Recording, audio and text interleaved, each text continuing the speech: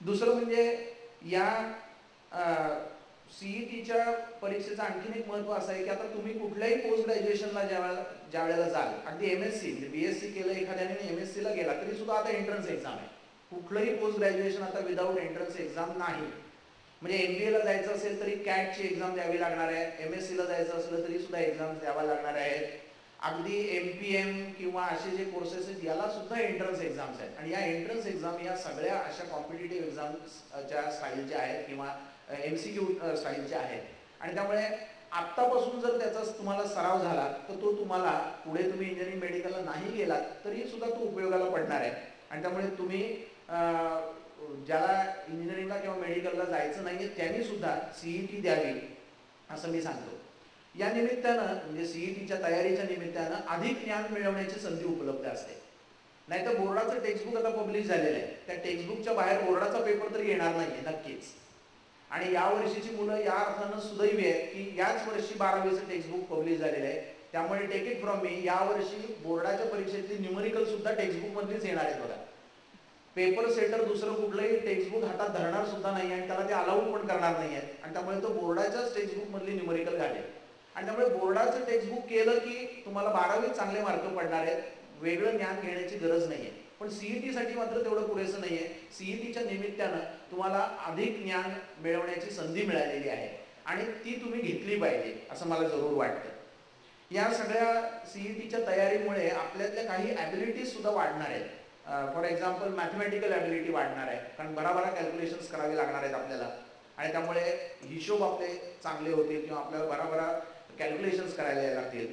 Presence of mind वाढेल की कसं असतं, CETला 4 ऑप्शन्स असतात आणि नियमाप्रमाणे 2 ऑप्शन्स हे पूर्णपणे इररिलेटिव्ह असतात, म्हणजे काही अर्थच नसतो त्या ऑप्शनला. हां, पण 2 मात्र उरलेले असे असतात की where the students are put into dilemma की A का B का A का C. आणि तिथे मात्र हा प्रेझेन्स ऑफ माइंड पटकन आपल्याला उपयोगाला पडतो की नाही A असू शकत नाही, मग B असेल. कित्येकदा असं होतं की सिंपल पेंड्युलमचं एक्झाम्पल असतं, लेंथ वाढवली आहे असं दिलेलं असतं, लेंथ वाढवल्यानंतर सिंपल पेंड्युलमचा पिरियड वाढतो असं म्हटल्यानंतर 3 ऑप्शनमध्ये ओरिजिनल पिरियडपेक्षा कमी पिरियडची आन्सर्स असतात आणि एकच ऑप्शन असा असतो की ज्याच्यामध्ये पिरियड ओरिजिनल पिरियडपेक्षा जास्त असतो. ज्याला प्रेझेन्स ऑफ माइंड आहे तो कॅल्क्युलेट सुद्धा करत बसणार नाही. तो म्हणेल लेंथ वाढली की पिरियड वाढणार, यात पहिल्या 3 ऑप्शनमध्ये तो कमी झालाय म्हणजे हे चुकीचं आहे, मग चौथ्यामध्ये तो वाढलाय, मग तो किती का वाढलेला असेल ना तेच आन्सर बरोबर असणार आहे. तो पटकन ते मार्क करून टाकेल, तो कॅल्क्युलेट करत बसणार नाही. ज्याला सवय नाही तो कॅल्क्युलेट करत बसेल, ज्याला सवय आहे तो पटकन प्रेझेन्स ऑफ माइंड त्याचा डेव्हलप झालेला आहे, तो पटकन ऑप्शन डी क्लिक करून टाकेल किंवा ऑप्शन डी मार्क करून टाकेल. त्यामुळे प्रेझेन्स ऑफ माइंड हा तुमचा वाढेल. त्यामुळे या सर्व कारणांसाठी आपण सर्वांनी CET द्यावी असं मला वाटतं. यासाठी कोणते गुण लागतात, मला असं सांगितलं होतं की CETसाठी काही वेगळे गुण लागतात का, तर वेगळे गुण लागतातच, नो डाऊट. आत्ता मी सांगितले तेच की मॅथमॅटिकल ॲबिलिटी खूप लागते आणि ती मॅथमॅटिकल ॲबिलिटी तुम्हाला सरावाने वाढवतो पण येते. मॅथमॅटिकल ॲबिलिटी म्हणजे फार काही महत्त्वाची गोष्ट किंवा फार अवघड गोष्ट याच्यातलं भाग नाही. ती वाढवायची असेल ना तर सर्वात पहिलं काम करा ते म्हणजे पाढेपाठ करा. पुन्हा एकदा तो परवाचा म्हणायची वेळ आलेली आहे आता की पाढेपाठ करा. 13 into 3 मुलं करत बसतात, 13 वरती लिहितात, खाली मल्टिप्लाइड बाय 3, मग 3 3 जा 9, मग 3 1 जा 3, एवढं सगळं करायला तुमची 10-12 सेकंद जातात. त्याच्यापेक्षा 33 39 हा जर पाढा तुम्हाला पाठ असेल तर तुमचं 2 सेकंदात काम होणार आहे. एकूण हा सगळा हिशोब 52 सेकंदाचा पडतो. फिजिक्सला आणि केमिस्ट्रीला 52 सेकंदात तुम्हाला एक न्यूमरिकल सॉल्व्ह करावं लागतं. याच्यामध्ये मी तो गोळा रंगवण्याचा वेळ एक्सक्लूड केला आहे म्हणून 52 सेकंद. त्यातली 12 सेकंद क्वेश्चन वाचण्यातच जातात, मग उरली 40 सेकंद. त्या 40 सेकंदातला थोडासा वेळ फॉर्म्युला आठवण्यात जातो, थोडासा वेळ सबस्टिट्यूशनमध्ये जातो आणि त्यामुळे वाचवता येण्यासारखा वेळ जर कुठला असेल तर तो फक्त मॅथमॅटिकल कॅल्क्युलेशन्सचा असतो. कारण तुम्ही क्वेश्चन म्हणजे वाचण्याचा वेळ वाचवू शकत नाही, फॉर्म्युला आठवण्याचा वेळ वाचवू शकत नाही, सबस्टिट्यूशनचा नाही. तुम्हाला कॅल्क्युलेशनचा वेळ वाचवायचा असेल तर तुमची मॅथमॅटिकल ॲबिलिटी वाढली पाहिजे आणि त्यासाठी सर्वात महत्त्वाची गोष्ट म्हणजे पाढेपाठ करा. 20 मल्टिप्लाइड बाय 5 करत बसतात मुलं. 20 मल्टिप्लाइड बाय 0.5, मग 5 गुणतात, डेसिमल पॉईंट ॲडजस्ट करतात, त्यात चुका करतात. मल्टिप्लाइड बाय 0.5 म्हणजे डिवायडेड बाय 1, डिवायडेड बाय 2, किंवा मल्टिप्लाइड बाय 0.1 म्हणजे divided by 10. He mathematical ability आता तुमची वाढलीच पाहिजे, त्याला पर्याय नाही. त्यामुळे पाढेपाठ करा आणि अशी काहीतरी ठोक, म्हणजे मी आता जसे सांगितले तसे थंब रूल्स लक्षात ठेवा की मल्टिप्लाइड बाय 0.5 म्हणजे डिवायडेड बाय 2, किंवा मल्टिप्लाइड बाय 0.1 म्हणजे डिवायडेड बाय 10, अशा टाईपचे. आणि असे जर तुम्ही लक्षात ठेवले, आता मी परवाच एक कॅल्क्युलेशन घेतलं, डिवायडेड बाय 0.25 होतं. मुलं करत बसली लॉग टेबलनी divided by 0.25. Divided by 0.25 is multiplied by 4. Orally आलं असतं आन्सर, पण तेवढं सुद्धा जमलेलं नाही आहे मुलांना. त्यामुळे मॅथमॅटिकल ॲबिलिटी ही वाढवली पाहिजे, लॉजिकल थिंकिंग वाढवलं पाहिजे. आणि याला सवयच लागते बरं का. लॉजिकल थिंकिंग हे असं कुठल्या म्हणजे अन्य उपायांनी वाढवता येत नाही. लॉजिकल थिंकिंग म्हणजे काय, तर एखादं वाक्य आपण वाचल्यानंतर आपला स्वतःचा त्याच्यावरती विचार आपण केला पाहिजे. मला आठवतं मी खूप वर्षांपूर्वी, म्हणजे त्यावेळेला टी व्हीचं एवढं प्रचार नव्हता, रेडिओच फार वापरला जायचा.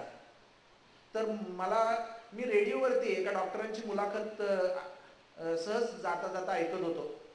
तर त्याच्यामध्ये एक वाक्य त्या डॉक्टरांनी असं सांगितलं की इन्सुलिन हे प्रोटीन आहे, इन्सुलिन हे एक प्रकारचं प्रोटीन आहे. मी एवढंच वाक्य वाचलं आणि मी बाहेर पडलो, मी माझ्या क्लासला निघालो होतो. जाता जाता मी सहज विचार करायला सुरुवात केली की इन्सुलिन हे प्रोटीन असेल तर ते आपण इन्सुलिनची जर गोळी घेतली आपण तर ते पोटामध्ये जाईल, लिव्हरमध्ये जाईल, इंटेस्टाईनमध्ये जाईल, and it will be digested as a protein. मग एवढ्याशा गोळीतनं किती प्रोटीन ॲब्सॉर्ब होईल, आणि म्हणून त्याने कदाचित डायबिटीस कंट्रोल होत नसेल. मग इंजेक्शन का घेत असतील, तर इंजेक्शनमधनं ते डायरेक्ट रक्तात जाणार आहे इन्सुलिन. म्हणजे ती गोळी घ्यायची, ती पचवायची, त्यातनं एवढ्याशा गोळीतनं काही मायक्रोग्रॅम इन्सुलिन ॲब्सॉर्ब करायचं. त्याच्यापेक्षा जर डायरेक्ट रक्तात इन्सुलिन आपण इन्सर्टच केलं तर ऑब्व्हियसली त्याचा परिणाम चांगला होणार आहे, असं सगळं मी विचार केला. मी घरी आलो, माझा चुलत भाऊ डॉक्टर आहे, त्याला विचारलं की मी असा विचार केलाय, तो बरोबर आहे का. त्यांनी सांगितलं की अगदी बरोबर आहे.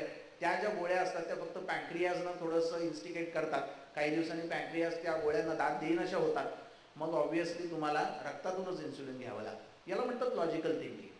आणि त्यामुळे कुठलंही वाक्य वाचलत ना की बाबा वाक्यम प्रमाणम म्हणून ते ॲक्सेप्ट करू नका, त्याच्यावरती स्वतःचा विचार करा की हे असं होईल का, ते तसं होईल का. आणि ही मेंदूला सवय लावून घ्या की कुठलंही वाक्य वाचलं की आपलं लॉजिकल थिंकिंग त्याच्यावरती काहीतरी असलं पाहिजे.